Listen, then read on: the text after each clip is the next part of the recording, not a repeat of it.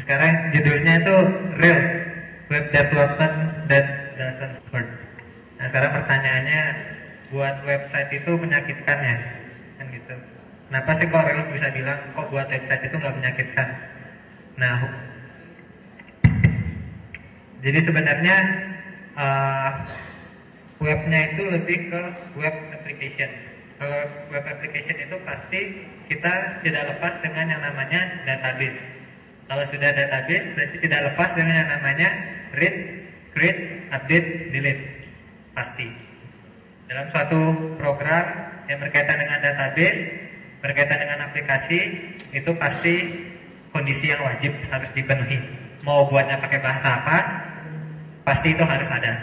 Sekarang sejarah sedikit, Ruby diciptakan oleh David Heinemann Hansson. Kayak Pak Edi tadi bilang, jadi dia menciptakan itu bukan dari bawah, tapi dia punya aplikasi. Terus aplikasinya sudah berjalan bagus, dia ngerasa sudah cukup. Nah, jadi aplikasi itu yang di-share dia, di open, sehingga menjadi Rails ini. Rails ini bahasanya pakai Ruby. Ruby itu dibuat oleh Yukihiro, orang Jepang. Nah, jadi kalau pemrograman yang lain biasanya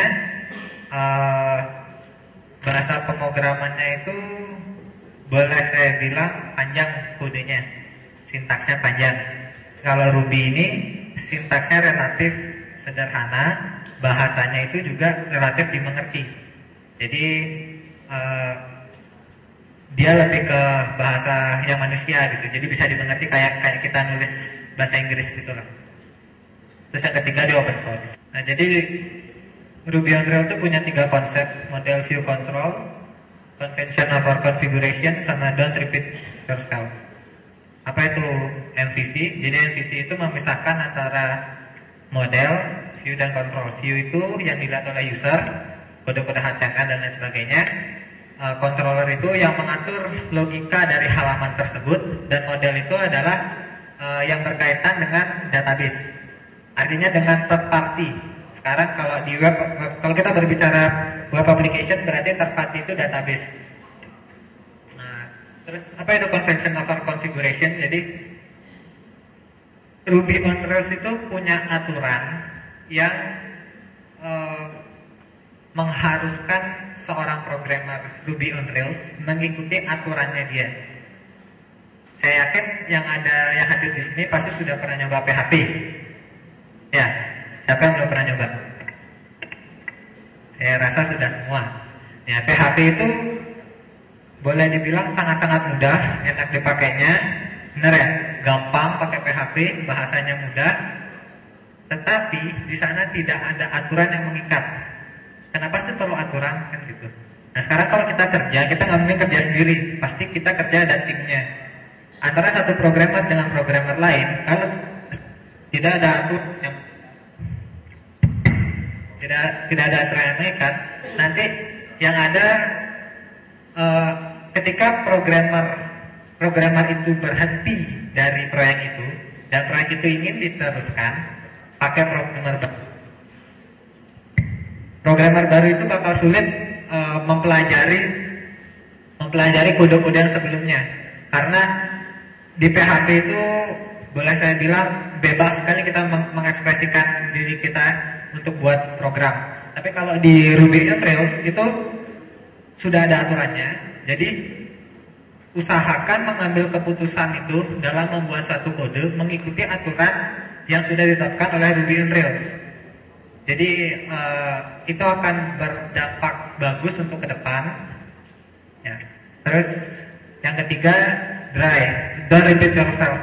Apa sih maksudnya don't repeat yourself? Maksudnya itu kita nggak perlu lah buat programnya sama atau kodenya sama diketik terus berulang-ulang. Contohnya, kita pengen buat satu halaman website, web application ya, yang halamannya itu bisa nampilin data dari database, bisa insert ke database, bisa update ke database, bisa delete dari database. Ya. Kalau di PHP mungkin buat satu halaman itu 1 hari lah mungkin. Jadinya kita persiapkan dulu database-nya, kita buat HTML-nya, kita siapkan kode-kode PHP-nya, jalan 1 hari lah mungkin, atau setengah hari kalau yang sudah jago sekali. Dengan Ruby on Rails, dengan menggunakan satu script saja yang nomor paling bawah, Rails generate scaffold mahasiswa name string alamat teks. Dengan menggunakan satu script itu aja, kita sudah mendapatkan satu halaman website di mana sudah tersedia fungsi create, update, delete, read. Bayangkan, kita ngetik Rails generate scaffold mahasiswa, mungkin nggak sampai 1 menit, setengah menit mungkin, nggak nyampe mungkin kalau udah sering ngetik. Ya. Apa sih maksudnya itu? Jadi scaffold itu generator untuk membuat halaman tersebut. Mahasiswa itu adalah tabelnya. Jadi dengan menggunakan kode seperti itu, secara otomatis kita membuat suatu tabel yang bernama mahasiswa ke database yang memiliki field nama, name sama alamat. Jadi kita nggak perlu buat database-nya dulu, kita langsung aja buat kodenya, biarkan kodenya membuat database. Kalau pemrograman pada umumnya kita buat database dulu, kemudian kita mengikuti aturan yang ada di database. Tapi kalau di Ruby on Rails, kita tetapkan semua aturan di database itu pada kode, lalu execute sintaksnya, nanti biarkan Ruby on Rails yang membuat database-nya untuk kita. Begitu kemudahannya. Selain itu, relasi antar tabel antara primary key dengan foreign key itu bisa diatur di Rails pada bagian model. Dia punya 3 bagian model view control. Nah, pada bagian model itu kita bisa atur bahwa anggaplah tabel mahasiswa mempunyai banyak nilai gitu ya misalnya. Otomatis logikanya kalau kita hapus tabel mahasiswa, harusnya nilai mahasiswa terhapus semua. Benar nggak? Ya kan? Dengan menggunakan kita bisa setting relasi antar tabel pada model. Kita tentukan relasinya hanya satu script. Jadi scriptnya tabel ini belongs to gitu. Bahasanya belongs to. Belongs to artinya bahasa Inggris kan belongs to tabel nilai seperti itu. Ketika kita melakukan aksi delete pada salah satu data pada tabel mahasiswa, secara otomatis data yang berkaitan dengan data tersebut pada tabel nilai akan ikut terhapus. Jadi kita nggak perlu lagi nulis, kalau di PHP kita udah nulis delete from, berarti logikanya harusnya delete from tabel name, tabel nilai, setelah terhapus baru delete from tabel mahasiswa. Hal itu nggak perlu ditulis lagi, ya nggak? Jadi itulah makanya don't repeat yourself. Sekali aja nulis, semuanya sudah bisa diatur. Yang kedua, kalau kita berbicara web, kita tidak akan lepas dari yang namanya Ajax. Facebook sangat bagus Ajax-nya. Hampir di semua halaman dia punya handling Ajax yang sangat bagus. Ajax sekarang mudah dibuat. Kalau kita mau buat sendiri pun sintaksnya lumayan panjang. Tapi kalau kita pakai library seperti library JavaScript ya, seperti jQuery atau Prototype, itu cukup mudah. Hanya dengan beberapa line baris kita sudah bisa mempunyai Ajax. Di Ruby on Rails, library yang dipakai itu namanya Prototype, library untuk penanganan JavaScript.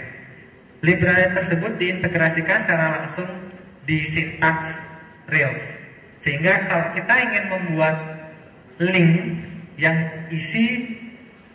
yang bisa memanggil suatu data dengan menggunakan Ajax, kita cukup nulis link show, artinya link to show ya.